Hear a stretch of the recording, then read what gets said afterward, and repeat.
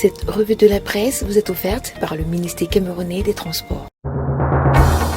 Chers conducteurs, l'excès de vitesse ou la vie, il faut choisir.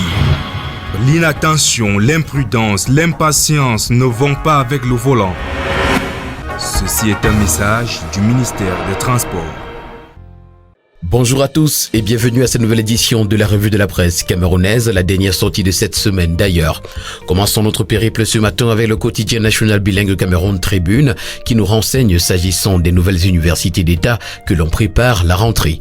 Au cours d'un conseil de cabinet hier, le Premier ministre chef du gouvernement Joseph John Gouté a instruit les responsables de l'enseignement supérieur de tout mettre en œuvre pour permettre à ces institutions d'ouvrir leurs portes à la prochaine année académique. L'information vous l'aurez ce matin des pages 2 à 3. En petite une, au Palais de l'Unité, Claude Leroy est à l'honneur. Toutes ces informations et bien d'autres, vous les retrouverez ce matin dans les colonnes du quotidien national bilingue Cameroun Tribune. Pour le quotidien bleu d'Amanmana, le jour ce matin, on parle de répression politique. La vie après 16 mois de prison, titre ce matin le quotidien. Le quotidien nous propose dans ses colonnes ce matin le portrait de militants et sympathisants du mouvement Stand Up for Cameroun qui avait été inculpé pour conspiration de révolution et insurrection. En pages 2 et 3, vous retrouverez l'information au complet. En petite une ce matin, on parle de Balengo, bataille pour le contrôle de la chaufferie. Et puis Lions indomptables, retrouvons également les confidences de Félix Ntonimbok. Le quotidien Mutation ce matin à sa grande une titre, boîte de nuit, snack bar, le feu de l'inertion.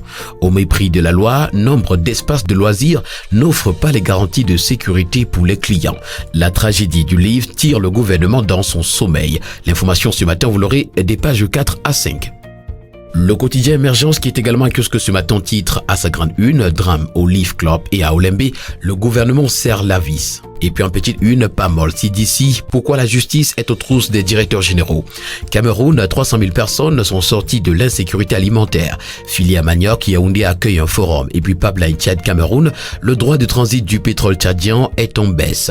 Toutes ces informations, vous les retrouverez ce matin dans les colonnes du quotidien vert Émergence.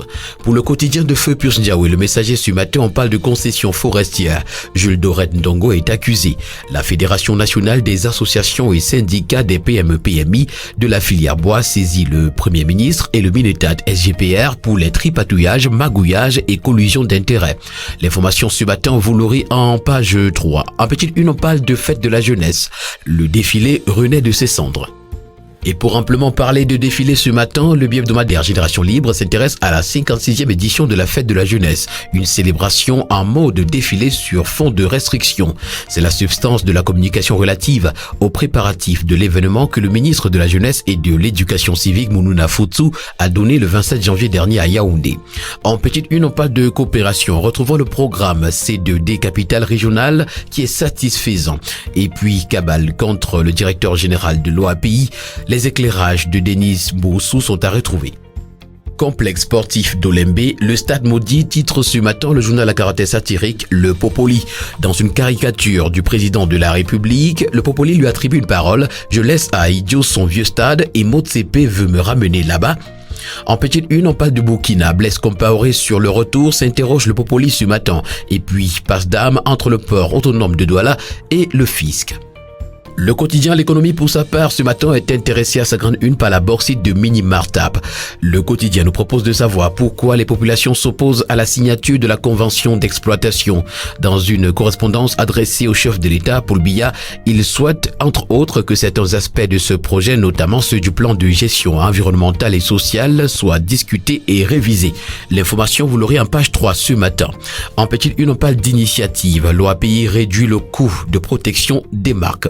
Commerce, les prix des produits alimentaires importés est en hausse en 2021.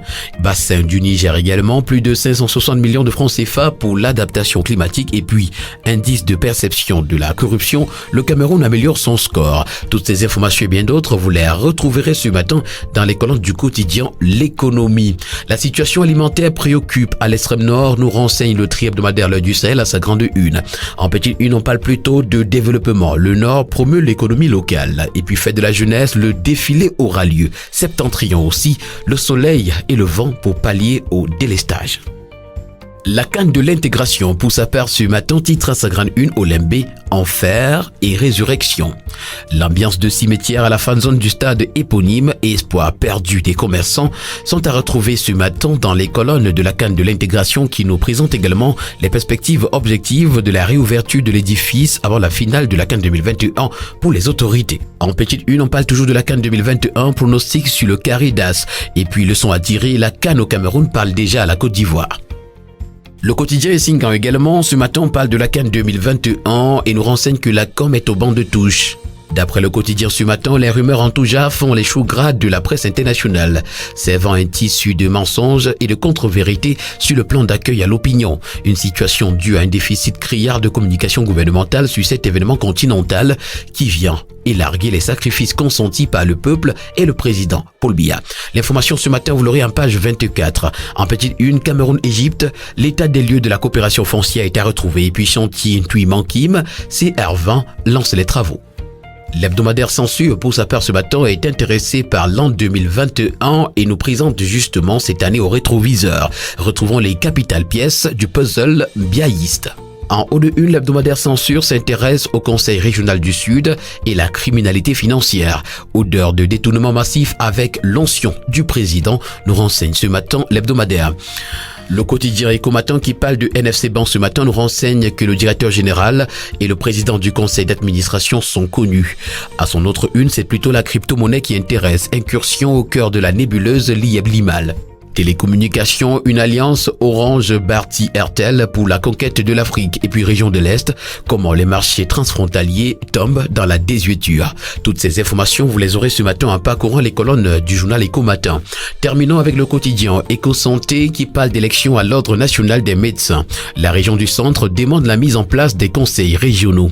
Dans une déclaration signée le 19 janvier 2022, les membres de la représentation régionale de l'Ordre national des médecins du Cameroun pour le centre suggèrent la mise en place des conseils régionaux de l'Ordre national des médecins du Cameroun selon le modèle des collectivités territoriales décentralisées et d'un conseil national de l'Ordre national des médecins du Cameroun qui sera constitué des 10 présidents des conseils régionaux qui éliront un bureau en leur sein. L'information, vous l'aurez en page 3. Un petit une, Cannes et Covid-19. L'image du Cameroun traînée dans la boue. Mesdames et messieurs, voilà qui met un terme à cette autre édition de la revue de la presse camerounaise, la toute dernière sortie de cette semaine. Merci d'avoir été des nôtres et rendez-vous la semaine prochaine pour une nouvelle édition. D'ici là, portez-vous bien et bon week-end à tous.